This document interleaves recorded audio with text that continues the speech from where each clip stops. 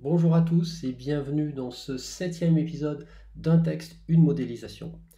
Aujourd'hui, nous allons aborder le problème du GPS, qui est un exemple classique de modélisation mathématique que nous utilisons tous les jours pour nous localiser, par exemple avec nos téléphones.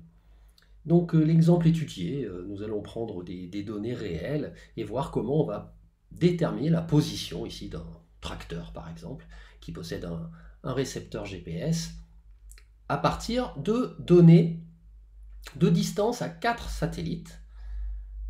Donc les outils mathématiques utilisés ici concernent la résolution de systèmes d'équations non linéaires, comme nous allons le voir. Mais avant cela, nous allons poser le problème et donc écrire les équations à résoudre. Donc quelles sont ces équations? Nous devons déterminer 4 inconnus, en réalité. X, Y et Z, la position du récepteur, ici du tracteur, par rapport à un référentiel terrestre centré sur le centre de la Terre, par exemple. Et puis une quatrième inconnue, delta t, qui est l'écart entre l'horloge du récepteur et les horloges des 4 satellites, ici, avec les données suivantes. Donc les données, ici, sont les distances très précises obtenues à l'aide de ce récepteur satellite. Donc entre le tracteur et le satellite 1, la distance 1, etc., distance 2, distance 3, distance 4, et nous connaissons également parfaitement, au moment de cette prise d'information, les positions des 4 satellites, S1, S2, S3, S4. Et donc les équations que nous allons résoudre ici sont un système de 4 équations à 4 inconnues que l'on va écrire, à savoir la distance ou la pseudo-distance, étant donné qu'il y a un petit écart ici lié à l'écart d'horloge, avec c qui représente la vitesse de la lumière, et bien cette pseudo-distance, x moins x1 carré plus y moins y1 carré plus z moins z1 carré, dont on prend la racine, plus c delta t, est bien égal à d1, etc. jusqu'à d4. Cela nous donne donc un système de 4 équations, 4 inconnues, mais ce sont des équations non linéaires. Alors on peut voir facilement qu'il va exister une solution. Si l'on avait par exemple une distance, un écart d'horloge nul, eh bien on constate par exemple que l'intersection de 3 sphères centrées en S1, S2, S3, de rayon D1, D2, D3, donne bien un unique point. Alors je devrais dire plus précisément 2 points. Mais il y a un point qui ne sera pas réaliste, donc avec l'information que le tracteur par exemple se situe sur la surface de la Terre, eh bien on aura une unique solution. Et de la même façon ici, on aura une unique solution réaliste à notre problème à 4 équations, 4 inconnues. Donc comment résoudre ce système? Il existe une méthode classique qui s'appelle la méthode de Newton pour résoudre un système que je vais réécrire ici sous une forme plus condensée. F de xi, où xi est un vecteur à 4 composantes, x, y, z et w, que je vais noter égal à c delta t, égale d, donc le vecteur des distances d1, d2, d3, d4, et f, f1, f2, f3, f4, ce sont les composantes de la fonction qu'on a vue à la page précédente. Donc voilà le système que l'on va chercher à résoudre de manière approchée. Donc pour cela, on va construire une suite d'approximations de notre inconnu xi, qu'on va appeler xi0, xi1, etc. jusqu'à xik, tel que on prend un xi0 donné, quasiment au hasard, on verra qu'un point sur la surface de la Terre quelconque suffit. Et puis ensuite, on va itérer, on va essayer d'améliorer l'approximation en résolvant un système linéaire à chaque étape qui est une sorte d'approximation de ce système, de linéarisation du système, où on va avoir donc cette matrice D, qui est la matrice jacobienne de la fonction f, donc qui s'écrit ici comme cela avec des dérivées partielles qu'on peut calculer très facilement. Et puis ici, ce sera la variation entre le point courant xik et le nouveau point xik plus 1, qui sera égal à l'écart sur la solution d moins f de xik, l'écart courant. Donc voilà comment fonctionne la méthode de Newton. On va voir numériquement qu'en itérant avec un nombre très très réduit d'itérations, on obtient une très bonne précision pour la solution. Ça, c'est la méthode classique.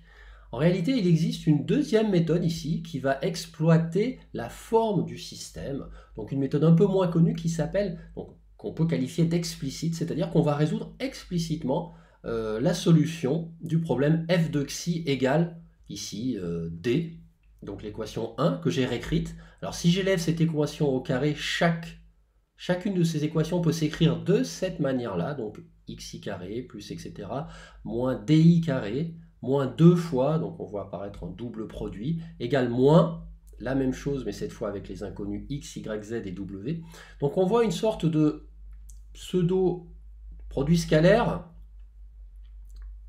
avec non pas le produit scalaire classique, mais qui correspondra à une matrice identité, mais avec une matrice avec un petit moins 1 à la dernière composante. Et donc, si je l'écris à nouveau, le système 1 sous une forme un peu différente, donc le système 2, je peux l'écrire sous cette forme-là, alpha moins 2b, b est une matrice que l'on connaît, L, fois le vecteur xi, qui est toujours le vecteur d'inconnu, égale moins xi scalaire xi, fois le vecteur E qui est le vecteur formé de 1, donc c'est un système toujours 4 équations, 4 inconnues, avec donc justement l'introduction de ce produit scalaire qui n'est pas le produit scalaire canonique, mais qui est un produit scalaire légèrement différent. Donc si je prends grand X scalaire grand Y, c'est Tx grand L grand Y.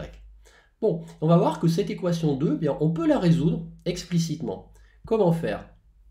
Eh bien tout d'abord en calculant par un petit calcul intermédiaire xi scalaire xi, donc le produit scalaire xi, et on va voir qu'il est solution, après manipulation algébrique, d'une équation du second degré très simple, avec a, b et c, des coefficients connus. Donc on va tout simplement résoudre cette équation en ne gardant que la valeur positive, donc de la solution à l'aide du discriminant. Eh bien, cela nous donnera une valeur de xi scalaire xi, que je vais pouvoir réinjecter dans cette équation et ainsi obtenir la valeur de xi en résolvant cette fois à nouveau un système linéaire, grand L xi égale un second membre qui cette fois est parfaitement connu.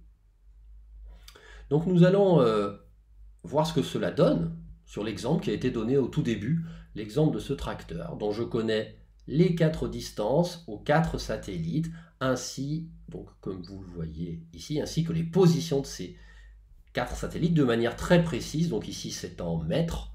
Donc je vais utiliser pour rechercher la position du tracteur le logiciel Scilab, donc avec les deux méthodes. Donc je vais tout d'abord présenter la première méthode qui est une méthode explicite, pardon, la méthode de Newton. Je vais commencer par la méthode de Newton. Donc je rentre d'abord S1, S2, S3, S4, mes positions, mes distances, la vitesse de la lumière éventuellement. Et puis j'initialise par exemple avec un point au hasard sur le centre de la Terre, puisqu'on est en kilomètres, je mets environ 6400 km, un point qui est a priori sur l'équateur.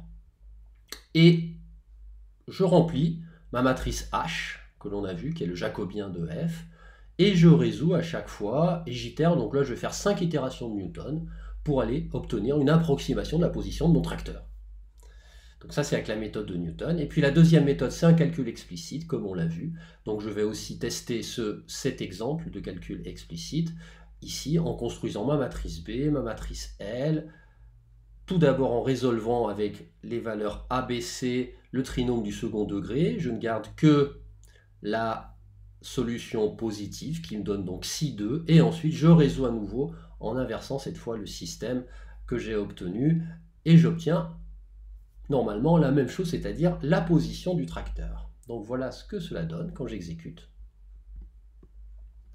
Donc, méthode de Newton, position calculée, x, y, z en kilomètres sur le repère terrestre. Décalage en temps, il est très petit, mais il est quand même à prendre en compte en millisecondes. Voilà pour le résultat de la méthode de Newton. Et pour la méthode explicite, eh bien, j'ai exactement le même résultat, comme vous pouvez le voir. Donc j'ai une position très précise, ici en kilomètres, centimètres même, de mon tracteur dans un repère terrestre. J'ai le décalage en temps qui est le même dans les deux calculs. Et petite vérification, est-ce que mon tracteur se situe bien à la surface de la Terre? Oui, puisque la surface de la Terre est de l'ordre de 6400 km. Alors qu'est-ce que je peux faire pour voir la robustesse de mon approche? Par exemple, je vais changer totalement mon point de départ dans ma méthode de Newton et vérifier que j'ai quand même le bon résultat. Donc voilà le calcul. Avec ma méthode de Newton, je garde bien le même résultat. On peut voir aussi si je réduis le nombre d'itérations, je n'en mets plus que 3, j'en avais mis 5. Alors si je n'en mets que 3, J'ai une position un peu moins précise, comme vous pouvez le voir, mais alors c'est relativement faible, donc on peut voir donc en très peu d'itérations la méthode de Newton converge très très rapidement à partir de n'importe quel point.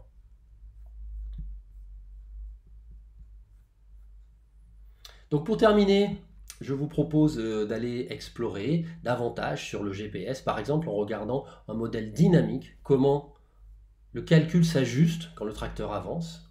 On a tous fait cette expérience-là, le GPS suit parfaitement la trajectoire, et en plus il est capable de filtrer les incertitudes, les erreurs de mesure éventuellement, avec le principe du filtrage de Kalman.